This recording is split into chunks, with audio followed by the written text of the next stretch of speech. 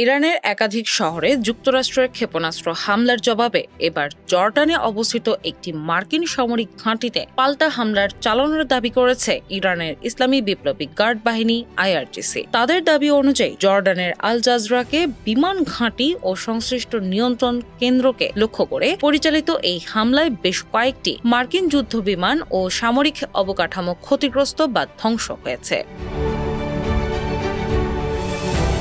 বৃহস্পতিবার আইআরজিসির বরাত দিয়ে এ সংক্রান্ত একটি প্রতিবেদন প্রকাশ করেছে সংবাদ মাধ্যম ওয়ানা নিউজ। এতে বলা হয়েছে, ইরানের সামরিক বাহিনী এরোস্পেস ইউনিট পরিকল্পিতভাবে এই অভিযান পরিচালনা করে। আইআরজিসি প্রকাশিত বিবৃতিতে দাবি করা হয়েছে, মার্কিন সামরিক শক্তির গুরুত্বপূর্ণ অংশ হিসেবে ব্যবহৃত আল আজরাক বিমান ঘাঁটিতে মোট 12টি ব্যালিস্টিক ক্ষেপণাস্ত্র নিক্ষেপ করা হয়েছে। হামলার লক্ষ্যবস্তুর মধ্যে ছিল মার্কিন F-35, F-15 এবং F-16 যুদ্ধ বিমান, তাদের রক্ষণাবেক্ষণ ও সংরক্ষণ সুবিধা, বিমান পরিচালনা কেন্দ্র এবং অন্যান্য গুরুত্বপূর্ণ সামরিক স্থাপনা। বিবৃতিতে আরও বলা হয়েছে, ক্ষেপণাস্ত্র হামলার ফলে ঘাঁটির বিভিন্ন স্থাপনা ব্যাপকভাবে ক্ষতিগ্রস্ত হয়েছে এবং সেখানে অবস্থানরত উল্লেখযোগ্য সংখ্যক যুদ্ধবিমান ধ্বংস হয়েছে। যদিও এসব দাবির পক্ষে স্বাধীন কোনো সূত্র থেকে তাৎক্ষণিকভাবে নিশ্চিত তথ্য পাওয়া যায়নি।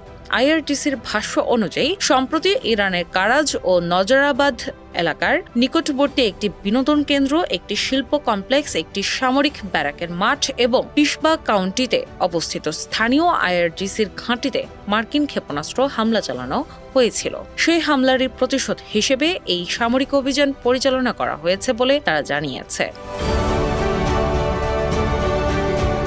ইরানের বিপ্লবী গার্ড বাহিনী তাদের বিবৃতিতে আরও উল্লেখ করেছে, দেশের নিরাপত্তা ও সার্বভৌমত্বের বিরুদ্ধে যে কোনো ধরনের সামরিক আগ্রাসনের জবাব কঠোরভাবে দেওয়া হবে। তারা সতর্ক করে বলেছে, যুক্তরাষ্ট্র যদি ভবিষ্যতেও একই ধরনের শত্রুতামূলক পদক্ষেপ অব্যাহত রাখে, তাহলে ইরানের পাল্টা সামরিক অভিযানও চলমান থাকবে। আঞ্চলিক নিরাপত্তা বিশ্লেষকদের মতে, মধ্যপ্রাচ্যে চলমান উত্তেজনার প্রেক্ষাপটে এই ধরনের হামলা পরিস্থিতিকে আরও জটিল করে তুলতে পারে।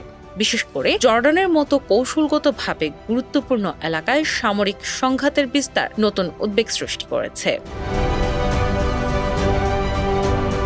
তবে ইরানের দাবি করা ক্ষয়ক্ষতি, যুদ্ধবিমান ধ্বংস কিংবা আল আজরাক ঘাঁটিতে হামলার প্রকৃত ফলাফল সম্পর্কে এখনও যুক্তরাষ্ট্রের সরকার, পেন্টাগন কিংবা জর্ডানের সংশ্লিষ্ট কর্তৃপক্ষের পক্ষ থেকে কোনো আনুষ্ঠানিক বক্তব্য প্রকাশ করা হয়নি।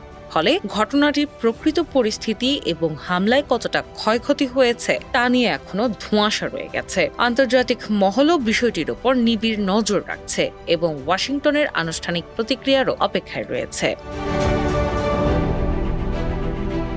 ডেস্ক রিপোর্ট, বাংলাবাজার পত্রিকা।